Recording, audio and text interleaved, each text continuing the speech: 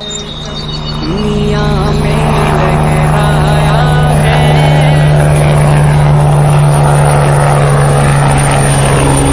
کے اندر تیرے پاس بھیجا ہے، قبر میں کوئی نہیں ہے، میں تیرے ساتھ قبر میں ہوں۔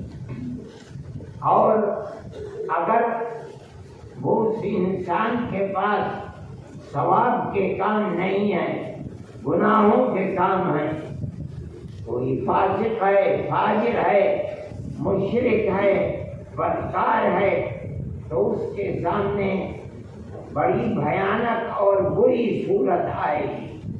وہ اس سے پوچھے گا، ڈرے گا، تو کون ہے؟ تو وہ جواب دے گی، صورت انا عملک السیئ، میں تیرے وہ برے کام ہوں جو تو دنیا کے اندر کیا کرتا تھا۔ تو ہو سکتا ہے کہ ان کاموں کے اندر جس میں ہمیں دنیا میں کوئی وزن نظر نہیں آتا، اس لیے کہ کوئی صورت نہیں ہے، اللہ تعالی قیامت کے دن اس کے اندر صورت پیدا فرمانے اور اس صورت کے اندر وزن پیدا فرمانے، اخلاص و للہیت کی بنیاد پر جس مومن کے ساتھ اعمال صالحہ کا ذخیرہ ہے، وہ اعمال صالحہ کی صورت میں وزن پیدا فرما دے، اور جس کے پاس مشرک اور کافر کے پاس، فاسق و فاجر کے پاس اعمال سیئہ کا ذخیرہ ہے، برے اعمال کا، اس بری صورت کے اندر وزن پیدا فرما دے اور انہی کو ترازو کے اندر رکھ کر تول دیا جائے۔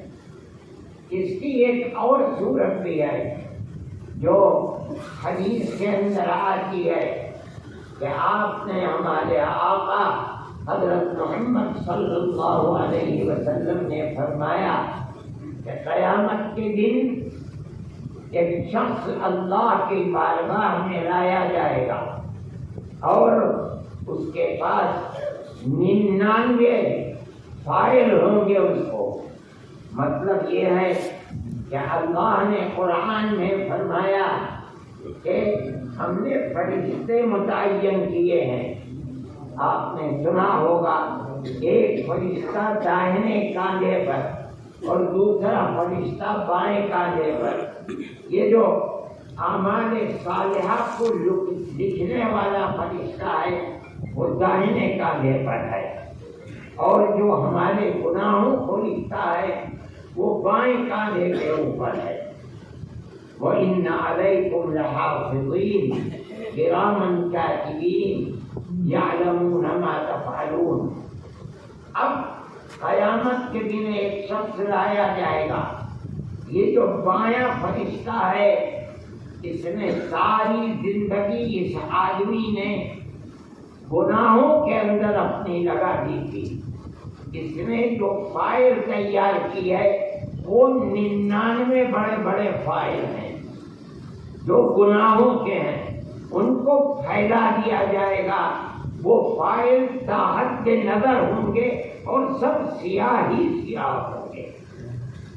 یہ آدمی دیکھے گا اس کو، اللہ اس سے پوچھیں گے کہ کیا میرے فرشتوں نے تیرے اوپر ظلم کیا ہے؟ یعنی تو نے یہ گناہ کیے نہیں، کیا میرے فرشتوں نے لکھ دیے ہیں؟ کہے گا نہیں، اے اللہ میرے اوپر ظلم نہیں کیا، میری تو زندگی ایسی ہی تھی کہ میں نے اپنی زندگی میں کبھی اچھے کام کیے ہی نہیں۔ یہ جو کچھ ماجرا ہے اور تاحد نظر پھیلے ہوئے ہیں میرے نامہ اعمال، یہ اسی طرح سے ہے۔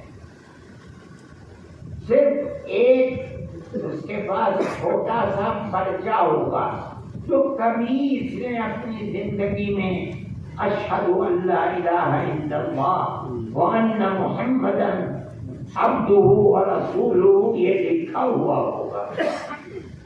اللہ فرمائیں گے کہ جتنے گناہوں کا انبار ہے اس کو ایک ترازو کے پلے پر اور اس پرچے کو دوسرے ترازو کے پلے کے اوپر رکھ دیا جائے.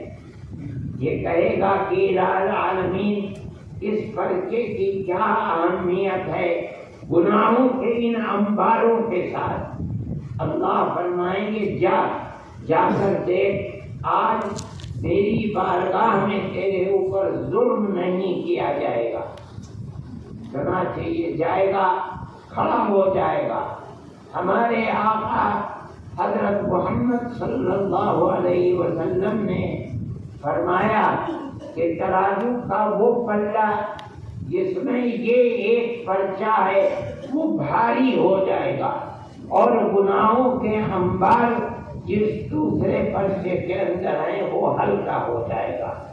اور پھر نبی کریم علیہ السلام نے فرمایا کہ اللہ کے مبارک نام سے بھاری دنیا میں کوئی چیز نہیں ہے.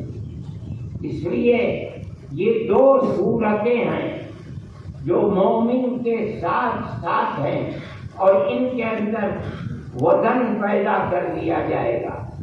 یہ پتہ چلا کہ جو ہم عمل کرتے ہیں اچھے یا برے یہ عمل ہمارے ساتھ ساتھ ہیں.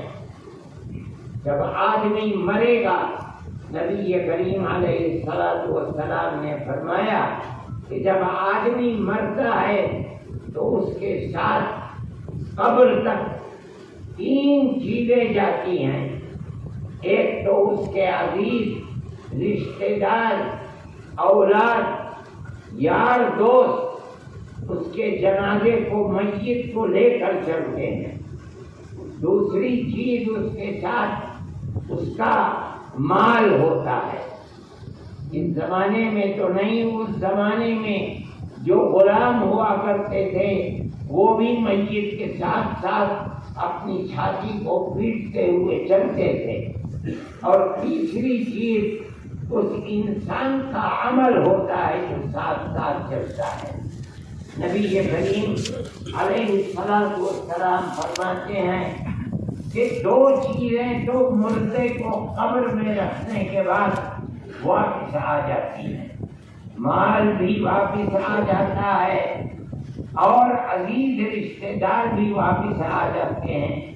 یبقی معه عملہ, لیکن عمل اس کے ساتھ قبر میں اسی باقی رہ جاتا ہے. اور جب قیامت کے دن یہ اپنی قبر سے اٹھ کر میدان محشر کی طرف چلے گا تو یہی عمل جو دنیا میں انسان نے کیا ہے اور قبر میں اس کے ساتھ گیا ہے یہی عمل اس کے ساتھ ساتھ اٹھے گا. اور اس عمل کو ایک کتاب کی شکل میں اس کے گلے کا ہار بنا دیا جائے گا.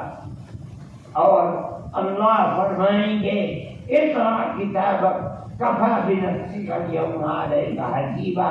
یہ کھلی ہوئی کتاب ہے, میدان محشر کی طرف چلتا رہو اور اپنی کتاب کو پڑھتا رہو. یہی کتاب ہے جو اللہ کے سامنے پیش کر دی جائے گی اور اسی کے اوپر حساب ہوگا. اگر وزن اعمال صالحہ کا بھاری ہوگا. وآخر دعوانا ان الحمد للہ رب العالمین. اسلام کا پرچم دنیا میں لہرایا ہے.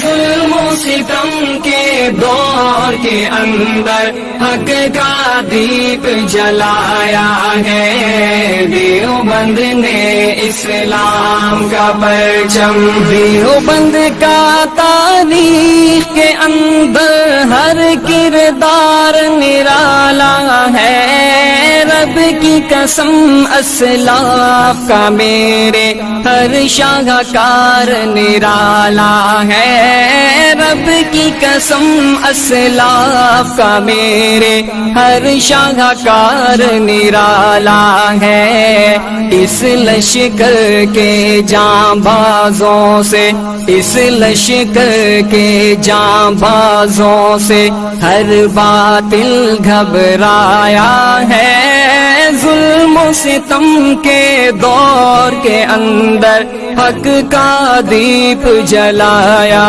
ہے، دیوبند نے اسلام کا پرچم، دیوبند نے اسلام کا پرچم، دیوبند نے اسلام کا پرچم